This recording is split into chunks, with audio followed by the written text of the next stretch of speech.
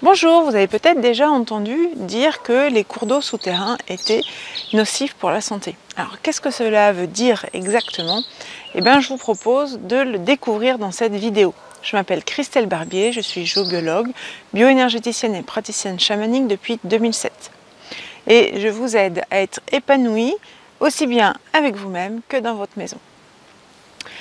Donc un cours d'eau souterrain, qu'est-ce que c'est? C'est tout simplement une veine d'eau qui va circuler sous le sol et qui va en fait arracher des électrons du matériau dans lequel il va couler. Par exemple, si on est sur une couche d'argile imperméable, et bien tout simplement le cours d'eau va circuler sur cette couche d'argile et va arracher en fait les électrons de cette couche d'argile.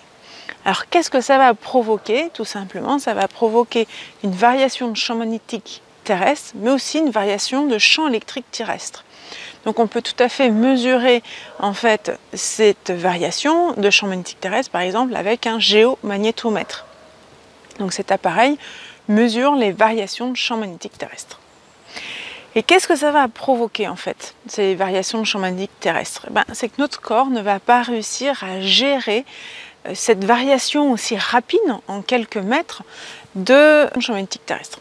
Sur la Terre, on va avoir bien sûr des variations de champ magnétique terrestre, on ne va pas avoir tout à fait le même nord dans le Loiret que dans le Massif central, parce que les roches qui sont en dessous vont avoir en fait une répercussion sur le champ magnétique de façon locale. Mais là, le cours d'eau souterrain en fait va nous faire bouger, varier ce champ magnétique de façon très rapide, et c'est ça que le corps n'est pas capable en fait de gérer. Donc ce qui est important en fait, c'est de ne pas avoir une variation qui soit supérieure à 400 nanotesla, et du coup, on va se rendre compte que des cours d'eau vont peut-être avoir un impact et d'autres non. Pourquoi? Parce que c'est une question de profondeur et de débit. Si on prend l'exemple d'un petit cours d'eau qui est à 2 mètres de profondeur, donc il va avoir un débit qui va, on va dire, suffisamment important pour provoquer une variation de champ magnétique terrestre de 450 nanotesla, donc on va se rendre compte qu'il va y avoir un impact sur la santé. Mais si on prend par exemple ce même petit cours d'eau à 10 mètres de profondeur ou 15 mètres de profondeur, il ne va plus avoir d'impact sur la santé, parce que ça va nous permettre d'avoir une couche suffisamment importante pour nous isoler de la variation de champ magnétique terrestre. Donc c'est ça qui est important, c'est toujours de se rendre compte qu'il y a une question de profondeur et de débit. Donc on sait qu'au-delà de 30 mètres de profondeur, par exemple, on a suffisamment de couches de terre pour qu'il n'y ait plus d'impact en fait sur la santé. Donc tous les cours d'eau souterrains ne sont pas nocifs, ça dépend vraiment en fait de la profondeur et du débit du cours d'eau. C'est là vraiment la différence en fait entre le géobiologue et le sourcier. Le sourcier, lui, va vouloir chercher un cours d'eau souterrain, alors que le géobiologue, lui, va chercher des cours d'eau souterrains qui sont gênants pour la santé.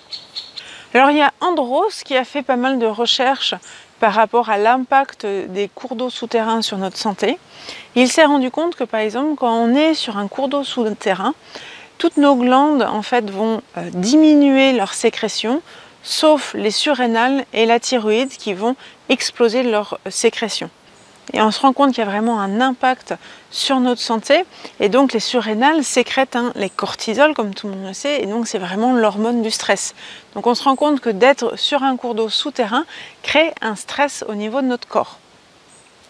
Il y a aussi Stéphane Cardino qui a fait des tests par rapport aux méridiens d'acupuncture, donc avec un appareil qui mesure en fait le potentiel de chaque méridien au bout des doigts. Donc c'est un petit appareil qui s'appelle l'électroacupuncture, qui permet simplement de mettre une diode au bout de chaque méridien pour voir en fait si le méridien est hyperactif, équilibré ou hypoactif.